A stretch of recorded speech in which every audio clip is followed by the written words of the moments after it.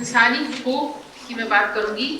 تاریخ دان کہتے ہیں کہ جب زمین جو تھی وہ ایک قبیلے کی مشترکہ یا اجتماعی مملکت پراپرٹی ہوتی تھی، ملکیت ہوتی تھی، اور جب نجی ملکیت نہیں آئی تھی تو یہ ہوتا تھا کہ ہر ایک انسان جو زمین پہ رہتا تھا وہ کیونکہ سب کی زمین ہوتی تھی مل کے، تو اس پہ جو بھی پیدا ہوتا تھا اس کو وہ کھانے پینے کا بونے کا اس پہ حق ہوتا تھا. مگر جب نجی ملکیت کا تصور آیا اور لوگوں نے زمینوں پہ قبضہ کرنا شروع کیا تو جو لوگ وہاں پہ زمین پہ رہتے تھے صدیوں سے اس سے فائدہ اٹھاتے تھے، اس پہ رہتے تھے، ان کو ان زمینوں سے حق نکال دیا گیا اور ان کا جو بنیادی حق تھا غذا حاصل کرنے کا، جو کہ قدرت کی دین ہے، وہ ان سے چھین لی گئی اور اس کے لیے ان کو پھر بہت کچھ کرنا پڑا. اور جب یہ جاگیرداری نظام اس کو ہم کہتے ہیں، جب نجی ملکیت آئی تو جاگیرداری نظام آیا اور اس کے ساتھ ساتھ پدر شاہی نظام آیا. تو لوگوں نے ان لوگوں نے، ان جاگیرداروں نے اور بادشاہوں نے، انہوں نے غلاموں کو اپنے قبضے میں کیا، جس میں مرد بھی تھے، عورت بھی تھے، اور ان سے اپنی زمینوں پہ انہوں نے کام کروایا مفت جبرن. اور عورتیں جو تھیں ان میں کیونکہ بہت سی صلاحیتیں تھیں، مطلب یہ کہ وہ زمینوں پہ بھی کام کرتی تھیں، کاشت بھی کرتی تھیں، تمام وہ کام کرتی تھیں جو مرد کرتے ہیں. اور ساتھ ساتھ ان میں ایک خاص یہ صلاحیت ہے کہ وہ نئی نسل پیدا کرتی ہیں، تو اس لیے ان کی بڑی قدر ہوتی تھی اور بڑی عزت ہوتی تھی. اور قبیلوں میں جب فیصلے کیے جاتے تھے، بڑے بڑے فیصلے ساتھ بیٹھ کے جب کاؤنسل ہوتی تھی تو اس میں عورتیں بھی شریک ہوتی تھیں، ان کا فیصلہ بھی شریک ہوتا تھا. مگر نجی ملکیت کے ساتھ اور پدر شاہی نظام کے ساتھ عورتوں کو کھینچ کے باہر کی کھلی فضا سے ہٹا کے اور ان کو گھروں کی چار دیواری میں بند کر دیا گیا. اور یہ عورتوں کا بند کرنے کا جو عمل تھا، رفتہ رفتہ اس کو انہوں نے اس طرح مستحکم کیا کہ ہر ایک چیز کو اس کے لیے استعمال کیا، روایت کو استعمال کیا، یہاں تک کہ مذہب کو بھی استعمال کیا. اب صدیوں سے یہ ہو رہا ہے کہ مذہب، جو بھی مذہب آئے ہیں، مثلا عیسائیوں کا مذہب ہے یا یہودیوں کا مذہب ہے اور اسلام ہے، اور بہت سے دانشور اور فلسفی وہ جانتے تھے کہ یہ ناانصافی ہوتی ہے غریب لوگوں کے ساتھ، عورتوں کے ساتھ، تو وہ اس کے خلاف آواز اٹھاتے رہے. وقتاً فوقتاً اس کی کوشش ہوئی کہ یہ انصاف جو ہے وہ واپس کسی طرح ہو اور لوگوں کو احساس ہو کہ یہ ناانصافی ہو رہی ہے. اور زیادہ تر لوگ جو ہیں تو وہ چند لوگوں کے قبضے میں ہیں اور اپنی زندگی پہ ان کو کوئی اختیار نہیں رہا، ان کے کوئی حقوق نہیں رہے. اور مسلمان تو کہتے ہیں کہ اسلام نے پہلی دفعہ انسانی حقوق کو پہچانا اور اس کے لیے آواز اٹھائی. مگر بین الاقوامی سطح پہ یہ جب ہوا جب دوسری جنگ عظیم کے بعد دنیا کے ممالک جمع ہوئے، اقوام متحدہ بنی، اور ایک بہت اہم کام جو اقوام متحدہ نے کیا وہ یہ تھا کہ انہوں نے ایک بین الاقوامی دستاویز تیار کی جو کہ UN declaration of human rights کہلاتی ہے. یہ دستاویز جو تھی اس کی بنیاد یہ تھی کہ اس میں یہ کہا گیا تھا کہ تمام انسانیت، چاہے وہ کسی مذہب کی ہو، کسی رنگ کی ہو، کسی قوم کی ہو، مرد ہوں یا عورتیں ہوں، ان کے بنیادی حقوق جو ہیں وہ ایک جیسے ہیں اور وہ ان کے بنیادی حقوق ان کو ملنے چاہیے انسان ہونے کی حیثیت سے. یہ نہیں کہ بھائی وہ مسلمان ہیں یا عیسائی ہیں، یہ بلکہ انسان ہونے کی حیثیت سے ان کے یہ حق ہیں جو ان کو ملنے چاہیے، جس میں زندہ رہنے کا حق تھا، غذا حاصل کرنے کا حق تھا، روزگار کا حق تھا، تعلیم حاصل کرنے کا، صحت حاصل کرنے کا، اور اس طرح کے بہت سے حقوق. اور پھر یہ ہوا کہ بہت ساری اور دستاویزات آئیں، اقوام متحدہ نے تشکیل لی، جس میں خاص طور پہ مزدوروں کے لیے ایک الگ تھی اور سیاسی حقوق کے لیے الگ تھی، سماجی حقوق کے لیے تھی. مگر عورتوں کو یہ احساس ہوا کہ عورتوں کی جو حقیقتیں ہیں اور جو ان کے بنیادی حقوق پامال ہوتے ہیں اس کا کہیں ذکر ان دستاویزات میں نہیں ہے، کہیں عکس نہیں نظر آتا، نہ تو ان کی زبان میں، نہ ان کے مفہوم میں، اور نہ ہی جس طرح یہ تشریح کیے جاتے ہیں. تو بہت سی عورتوں کو یہ محسوس ہوا کہ یہ کیا بات ہے کہ جو عورتوں کے ساتھ جو سلوک ہوتا ہے اس کا ان دستاویزات میں کوئی ذکر نہیں آتا. تو اسی کو سوچتے ہوئے ہمارے اپنے ملک میں یہ ہوا کہ 1993 میں ویمنز ایکشن فورم نے جو یہ جس میثاق کا میں نے ذکر کیا، UN declaration of human rights, یعنی بین الاقوامی انسانی حقوق کی جو دستاویزات ہے، اس پہ نظر ڈالی اور اس کو کچھ انہوں نے ٹھیک کرنے کی کوشش کی. اس میں وہ باتیں ڈالی جو ان کا خیال تھا کہ عورتوں کے مفاد کی ہیں اور جو اس میں نہیں ہیں. مثلاً یہ کہ عورتوں کے خلاف جو سماج کی طرف سے ظلم ہوتا ہے اس کو بھی بنیادی حقوق میں ڈالا جائے, اس کو پہچانا جائے کہ یہ ہوتا ہے اور یہ بنیادی حقوق کی خلاف ورزی ہے.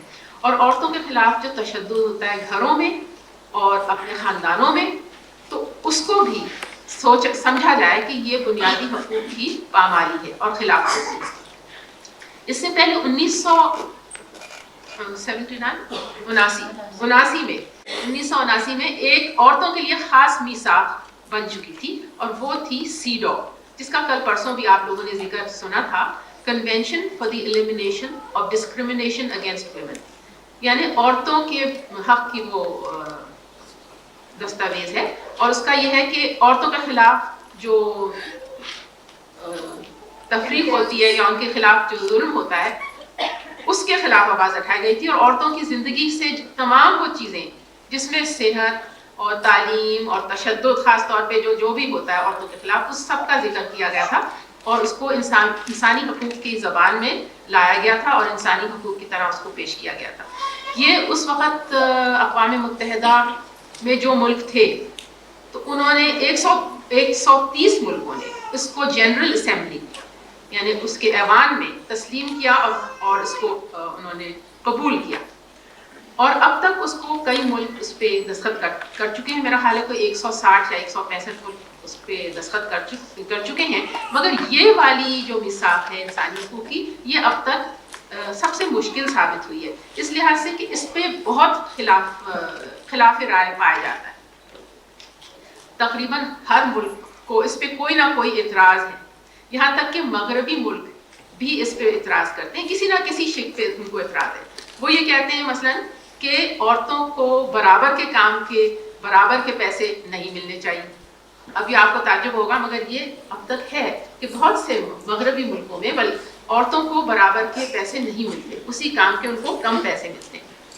اور مسلم ملکوں کو اور ملک تھے ان کو بعض جو قانون تھے عورتوں کی ذاتی زندگی کے حوالے سے ان پہ اعتراض تھے. مثلاً 12-14 مسلم ملکوں نے اس پہ اب تک دستخط کیے ہیں, مگر ہر ایک نے کوئی نہ کوئی اعتراض کیا ہے. دلچسپ بات یہ ہے کہ کوئی بھی ایک مشترکہ شق ایسی نہیں ہے جس پہ تمام مسلم ممالک جو ہے وہ ان کا اتفاق ہو کہ ہاں بھائی یہ شریعہ کے خلاف ہے. کوئی بھی ایک شق ایسی نہیں ہے. کوئی نمبر 2 پہ اعتراض کرتا ہے تو کوئی نمبر 16 پہ اعتراض کرتا ہے تو کوئی کسی اور پہ. تو پاکستان میں جب اس کی بہت آج کل بات چیت ہو رہی ہے اس لیے کہ بھئی یہ کہا جا رہا ہے کہ بیجنگ کانفرنس سے پہلے پاکستان کو اس پہ ضرور دستخط کرنے چاہیے, تو پاکستان نے اب ہم نے یہ سنا تھا یہاں آنے سے 2 دن پہلے ہی میں نے سنا کہ فیصلہ کر لیا کہ پاکستان دستخط تو کریں گے مگر شق نمبر 2F پہ وہ سائن نہیں کریں گے اور اس پہ وہ اعتراض کرنا ہے. اچھا وہ کیا ہے شق؟ وہ یہ ہے کہ عورتوں کے خلاف جو بھی تفریقی قوانین ہیں ان کے لیے تمام وہ اقدام حکومتیں لیں گی کہ جو بھی قوانین ایسے ہیں ان کو یا تو وہ ترمیم کریں گی یا ختم کریں گی. تو اس پہ ہماری حکومت جو ہے وہ دستخط نہیں کر رہی ہے. اب یہ ظاہر ہے ہمارے لیے کافی تشویش کا باعث ہے, اس لیے کہ آپ کو معلوم ہے بہت سے ایسے قانون ہیں جو عورتوں کے خلاف ہیں اور ہم چاہتے ہیں کہ وہ قانون ہٹائے جائیں, مگر ساتھ ساتھ اس میں ایک تضاد بھی ہے, ایک کانٹرڈکشن بھی ہے, کیونکہ شق نمبر 15 میں بھی یہ کہا گیا ہے کہ مرد اور عورت قانون کے تحت برابر کے ہیں. اچھا اس پہ حکومت نے کوئی اعتراض نہیں کیا اور اس کو جانے دیا ہے. پھر قانون یہ شق نمبر 15 میں یہ بھی کہا گیا ہے کہ تجارتی معاملوں میں کاروبار میں مرد اور عورت جو ہے ان سے برابر کا سلوک کیا جائے گا. حالانکہ ہمیں معلوم ہے کہ یہ جو قانون شہادت ہے یہ آپ لوگوں نے سنا ہوگا کہ جس میں کہتے ہیں کہ 2 عورتوں کی گواہی اور 1 مرد کی گواہی قبول کی جائے گی, تو یہاں پہ نابرابری ہے, مگر اس شق پہ بھی ہماری حکومت نے اعتراض نہیں کیا, اس کو بھی جانے دیا. تو یہ تضاد پایا جاتا ہے. اب یہ جو CEDAW ہے عورتوں کی میثاق, یہ عورتوں کے لیے خاص طور پہ تو بنی ہے, مگر جو مین اسٹریم انسانی حقوق کی جو بات چیت ہے اور جو دستاویزات ہیں اس میں پہلی دفعہ عورتوں کا ذکر صحیح طرح 1993 میں آیا.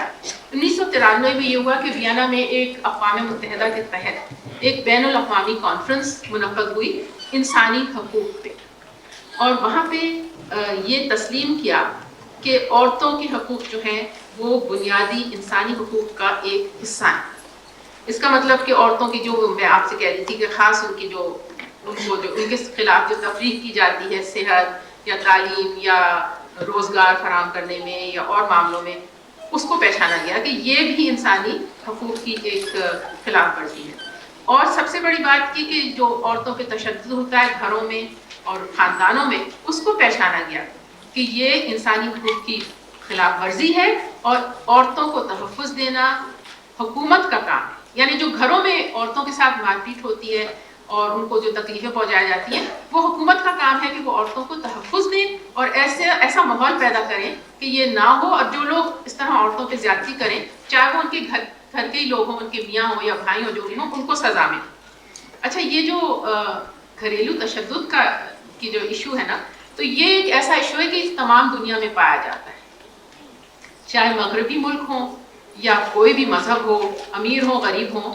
یہ جو زیادتی ہے عورتوں کے ساتھ، یہ ہر جگہ ہوتی ہے اور یہ ایک ایشو ہے جس پہ تمام دنیا کی عورتیں جو ہیں وہ متحد ہیں. تو یہ ایک بہت بڑی عورتوں کے لیے جیت تھی کہ یہ پہچانا گیا کہ یہ حکومت کی ذمہ داری ہے عورتوں کو تحفظ دینا. اور پھر تیسری چیز جو اس وینا ڈاکیومنٹ میں ہے وہ یہ ہے کہ جب جھگڑے ہوتے ہیں یا جنگیں ہوتی ہیں تو عورتوں کے خلاف جو زیادتی ہوتی ہے اور جو ان پہ تشدد ہوتا ہے، تو جیسا اب آج کل ہم بوسنیا کا سن رہے ہیں، کشمیر کا، کل نگت نے ذکر کیا تھا کہ بنگلہ دیش میں جیسے ہماری ملٹری کا نے کیا تھا، تو یہ جو ہے یہ بھی حکومت یا ریاست کی ذمہ داری بنتی ہے. اور اگر اس طرح کبھی ہو عورتوں کے ساتھ زیادتی، تو وہ یہ نہیں ہے کہ بھائی وہ بس ہو گیا اور بہت برا ہوا اور بڑی بے عزتی ہوئی اور بڑا یہ ہوا، بلکہ یہ کہ یہ ایک جرم ہے بین الاقوامی طور پہ. ایک جنیوا کنونشنز یعنی جو بین الاقوامی سمجھے جاتے ہیں قوانین، اس کی خلاف ورزی ہے اور اس کا جو ہے وہ ذمہ داری ریاست پہ آتی ہے.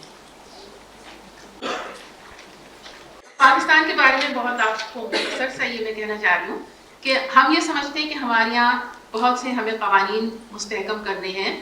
وہ جو تفریق کے قوانین ہیں وہ تو ظاہر ہے ہمیں ہٹانے ہیں، مثلا حدود آرڈیننس ہے اور یہ قانون شہادت ہے.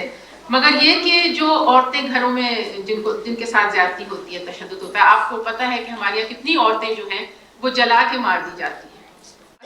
ان کے لیے کوئی خاص قانون نہیں ہے. ایسی جگہ کئی دفعہ پتہ ہی نہیں چلتا کہ بھائی ہوا کیا. تو ایسے قانون بن سکتے ہیں اور بنانے ہمیں ہیں، ضروری ہے. اس کے لیے ہمیں کافی میرا خیال ہے وہ کرنا چاہیے کیمپین کہ ایسے قانون بنے کہ ایسی عورتوں کو جن کے ساتھ گھر میں تشدد ہوتا ہے ہمارے یہاں قانون مستحکم کیے جائیں اور ان عورتوں کے لیے کوئی ایسی پناہ گاہیں ہوں تاکہ جب وہ گھر جائیں تو ان کے لیے کوئی جگہ ہو جہاں وہ آرام سے رہ سکیں اور ان پہ زیادتی نہ کی جائے. کیونکہ ان کو اگر واپس اسی گھر میں چلی جائیں وہ تو پھر وہ دوبارہ سے وہی بات شروع ہو جاتی ہے. اچھا، آج کل بہت کچھ ہم سن رہے ہیں، خاص طور پہ مغرب سے بہت کچھ کہا جا رہا ہے کہ انسانی حقوق جو ہیں وہ ہم جیسے ملک جو ہیں ان کی بہت خلاف ورزی کرتے ہیں اور ہمیں چاہیے کہ ہم مطلب انسانی حقوق جیسے ان کے ہیں ویسے کسی کے نہیں ہیں. مگر اس میں ہمیں بہت ہپوکریسی نظر آتی ہے. وہ یہ کہ ہم سمجھتے ہیں کہ دوگلا پن ہے ان کا. کیونکہ جیسے کل نگہت نے بھی نشاندہی کی تھی کہ جب یہاں پہ ضیاء الحق کا دور تھا، لوگ کوڑے کھا رہے تھے، سیاسی قیدی سینکڑوں سیاسی قیدی جیلوں میں بند تھے 7-8 سال، اور بچوں کو پھانسیاں دی جا رہی تھی. مجھے یاد ہے 3 لڑکوں کو جو ان کی عمر 16 سال کی تھی ان کو سزائے موت ہوئی، اور جس دن ان کی عمر 18 سال کی ہوئی ان کو قید میں رکھا، اس دن ان کو پھانسی دی. جب اس قسم کی باتیں ہو رہی تھیں تو اس وقت کسی نے آواز نہیں اٹھائی انسانی حقوق کی، اس لیے کہ ان کو اس وقت ہماری ضرورت تھی. وہ افغانستان میں روس سے لڑ رہے تھے، سوویت یونین سے لڑ رہے تھے، اور وہ ہمیں ناراض نہیں کرنا چاہتے تھے ہماری حکومت کو. تو کھلی چھٹی تھی کہ وہ جو مرضی ہمارے ساتھ کرے. اس وقت تو انسانی حقوق کا کوئی ذکر نہیں ہوتا تھا، اب انسانی حقوق کا بہت ذکر ہوتا ہے. اور انسانی حقوق کا سیاسی حقوق کا زیادہ ذکر ہوتا ہے. جو اقتصادی حقوق ہیں وہ بھی تو ایک بہت بنیادی چیز ہے کہ بھائی ہر ایک انسان کے لیے کھانے پینے کو ہو، روزگار ہو، مکان ہو، تو اس کا کوئی ذکر نہیں ہوتا. جب مغربی ممالک انسانی حقوق کی بات کرتے ہیں تو وہ ہمیں شرمندہ کرتے ہیں، مگر ان کے اپنا بھی ریکارڈ کوئی اتنا اچھا نہیں. مثلا جو امریکہ ہے تو وہاں پہ سزائے موت بڑے پیمانے پہ دی جاتی ہے. تمام دنیا کے جو انسانی حقوق کے لیے بولنے والے لوگ ہیں وہ वक्तन फवक्तन इस पे बोलते रहते हैं, लिखते भी रहते हैं कि सजाए मौत वहाँ पे ख़त्म होनी चाहिए। इतने सारे लोगों, कोई 2000 लोग वहाँ पे आजकल जेलों में बंद हैं जो इंतज़ार कर रहे हैं कि उनको सजाए मौत मिले। तो और दूसरी ये बात है कि हम लोगों को अब क्या करना है। हम लोगों को, मेरा ख्याल है कि ये सोचना है कि भाई जो हमारे यहाँ अभी भी ये रस्म है कि इज्तिमाई मिल्कियत होती है, ज़मीन जो होती है वो वहाँ के रहने वाले लोगों की सदियों से होती है। अभी इस्लामाबाद में मसलन अब तक ये हो रहा है कि वहाँ पे जो सदियों से रहने वाले लोग हैं उनको ज़मीनों से बेदखल किया जा रहा है, उनको छोटे छोटे मुआवजे दे के कहीं और ज़मीन दी जा रही है, और वो ज़मीन डेवलप करके फिर बहुत कीमती ज़मीन बन रही है। तो ये मतलब उन लोगों के साथ बड़ी ज़्यादती है। और इस तरह जैसे हमारे नेशनल असेंबली और प्रोविंशियल सूबाई असेंबली के मेंबर्स जो हैं, जो शमाली इलाकों के हैं, तो वो अक्सर ये करते हैं कि जंगलात काटते हैं और बेचते हैं। और वो जंगलात अगर उनकी अपनी ज़मीन में हो तो क्या उनको ये हक है कि वो जंगलात काटें? क्योंकि उनके वो जंगलात काटने से और सैकड़ों लोगों की ज़िंदगियों पर असर पड़ता है, जो लोग उस ज़मीन पे नहीं रहते मगर नीचे ज़मीनों पे रहते हैं। उनके यहाँ सैलाब आते हैं, उनकी जो माहौल है, माहौलियात पे असर पड़ता है, तमाम माहौल वहाँ पे ख़राब होता है, उनकी ज़िंदगियाँ जो हैं उन पे असर पड़ता है।